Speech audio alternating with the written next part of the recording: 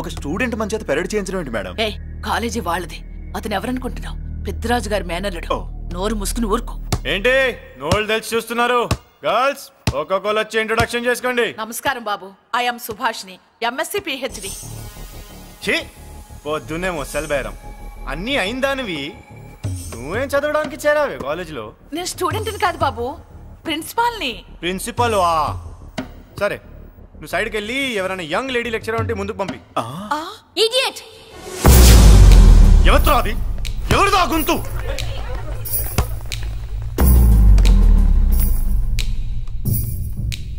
Idiot! Don't you have మనస్? Lecturers కి ఇచ్చే రెస్పెక్ట్ ఇదేనా? గొంతు విని ఝాన్సీ లక్ష్మి అనుకున్నా. నువ్వా కుంటి మహాలక్ష్మి? నోరు జారితే పళ్ళు రాల్తాయి. కాలు లేకపోయినా మంచి కసి మీద ఉన్నావు.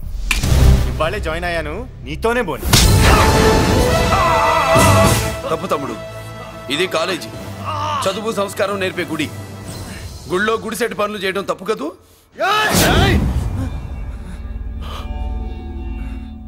బుగ్గలు పాలు కారుతున్నాయి, బ్లడ్ కార్చుకోకు. ఫ్రెండా, చూసావా ఎలా పెడుతున్నాడు? పడ్డాడా? కొట్టుకోవడం ఎంతసేపు తమ్ముడు? నీకంత సరదాగా ఉంటే కాలేజీలో వద్దు. నీ ఇల్లు ఎక్కడో చెప్పు, ఏరియా చెప్పు, సెంటర్ చెప్పు, అక్కడికి వెళ్ళి తాపీగా కొట్టుకుందాం. అలాంటి వాటిల్లో ఈ చెయ్యి బాగా తిరిగిందే. ప్రిన్సిపల్ గారు, అందరినీ క్లాసులకు తీసుకెళ్ళండి. Students, go to your classes.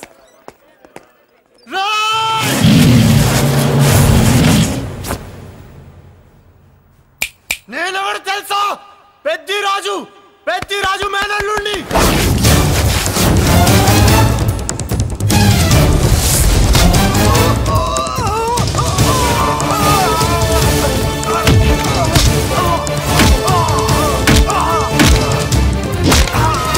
ఎవడ్రా?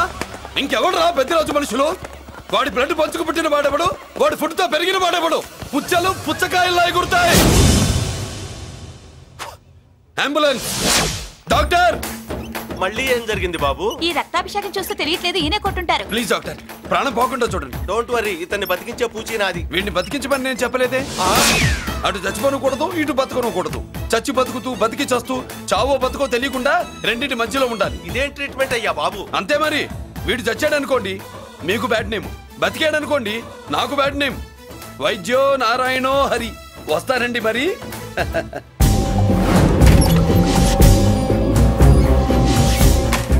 మొత్తానికి మనోడితో కోట్ పీకించి యూనిఫామ్ వేయించారు. చట్టం పవర్ఫుల్లే. నోర్మయ్య, ఇవాళ సెంటర్ నుంచి మినిస్టర్ గారు వస్తున్నారు, అందుకే తప్పలేదు.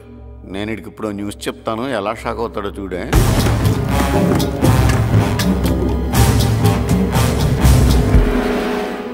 Good morning sir. సార్ ఇప్పుడు నువ్వు మాట్లాడొద్దు. సరే, సుబ్బరాజుని కొట్టింది ఎవరు?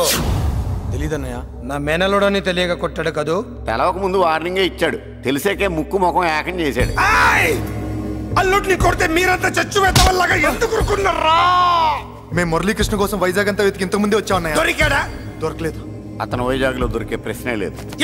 ఏంటే ఏం చెప్తాం? వీళ్ళేమో ఎరుమోకాలు వేసుకుని అతని కోసం వైజాగ్ అంతా తిరుగుతున్నారు. అతనేమో ఇక్కడికి వచ్చి మీ మేనలుడు ముక్కు ముఖం ఏకం చేశాడు.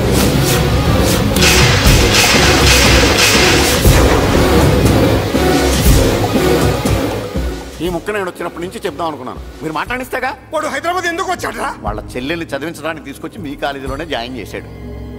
వాళ్ళ చెల్లెల్ని పై చదువులు చదివించడానికి తీసుకొచ్చాడు, మనల్ని పైకి లేపేయడానికి వచ్చాడు. తెలియక టెన్షన్ పడి చేస్తున్నాం. ఎవడి ఊపిరి తీయాలనుకున్నాను, వాడు ఈ సిటీలోనే ఉన్నాడు రా.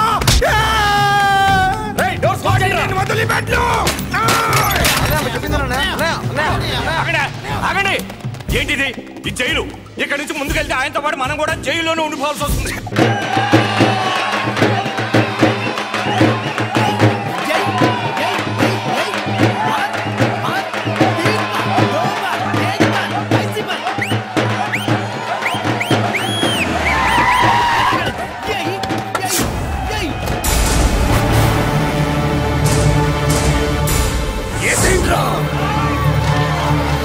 అయ్యో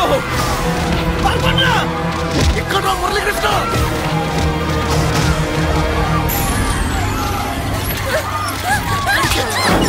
చంపేయ్!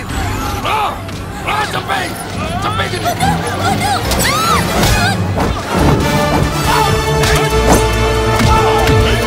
అమ్మా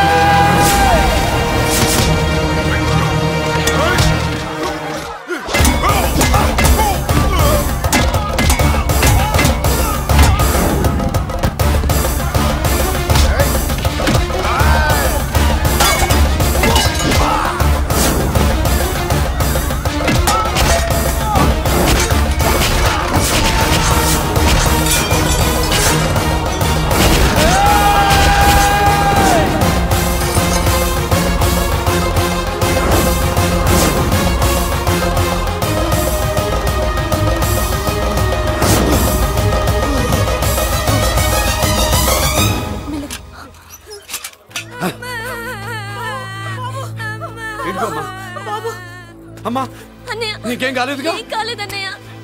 ఇంకెవడి కాలనీలో అడుగు పెట్టడు. మీరు వెళ్ళి పండగ ఏర్పాట్లు చేసుకోండి. ఇంకే ఏర్పాట్లయ్యా? పండగ మొదలే కాలేదు, కాలనీ మొత్తం శ్మశానం అయిపోయింది.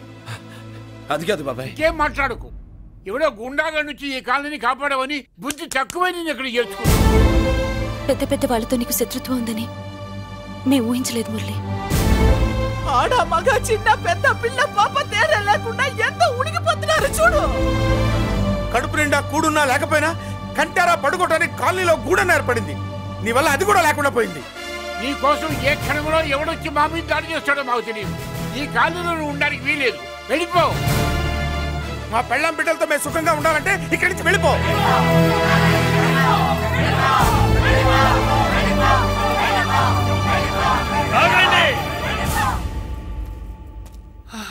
కొండన్నా చాలేవయ్యా, నిన్ను పెద్ద మనిషిని చేసి అయ్యగారు కాలనీ నీ చేతుల్లో పెడితే ఆయన వారసుని అవమానించి అందరి చేత వెళ్ళగొట్టిస్తావా? బాబాయ్ నువ్వు ఉండు బాబు. ఈ మురళీకృష్ణ ఎవరనుకుంటున్నారు? పెద్ద ఆయనకి వారసుడు, ఈ కాలనీ మొత్తానికి యజమాని. తనెవరో తెలిస్తే మీరంతా దూరంగా ఉంటారని మీలో కలిసిపోయి మీలో ఒకటిగా తిరుగుతున్నందుకు ఇదటయ్యా మీరు చూపించే గౌరవం, ఇదట్లా మీరిచ్చే మర్యాద. మర్యాదగా మురళీకృష్ణకి క్షమాపణ చెప్పి తప్పు ఒప్పుకోండి, లేదా అందరూ కాలనీ ఖాళీ చేసి వెళ్ళిపోండి. అక్కర్లేదు, మేమే ఇక్కడి నుంచి వెళ్ళిపోతాం. అమ్మా వద్దన్నయ్య, ఇక్కడ నుండి ఇంత మందిని బాధ పెట్టే బదులు మనం వెళ్ళిపోవడం మంచిదన్నయ్య. లేదమ్మా, నేను చెప్పేది విను. మాట్లాడకన్నయ్య, ఆ పెద్దిరాజు మామూలు వాడు కాదన్నయ్య. అమ్మా నేను చెప్పేది విను.